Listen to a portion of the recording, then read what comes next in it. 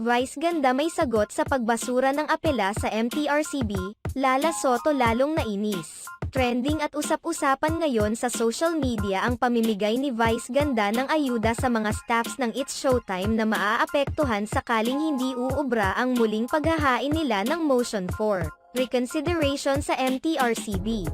Ayon sa aming nakalap na impormasyon, nagpatawag umano si Vice ganda ng emergency meeting para sa mga staff upang ipaalam sa mga ito ang kanyang pamimigay ng assistance sakaling matuloy ang 12 days erang suspension sa kanilang show.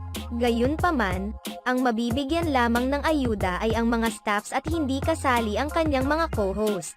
Ayon pa sa aming nakalap na impormasyon, hanggang October 19 ang erang ng show dahil pasok pa ito sa window period sa 15 days na pag-aapela para sa nasabing suspension.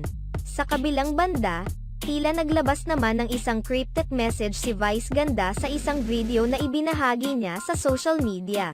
Caption ni Vice ganda sa kanyang post, "Life isn't about waiting for the rain to stop, it's about learning to dance in the rain.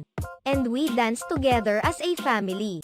Hindi naman lingid sa kaalaman ng lahat ang malaking pinagdadaanan ngayon ng It's Showtime dahil pinatawan muli sila ng erang suspension ng MTRCB.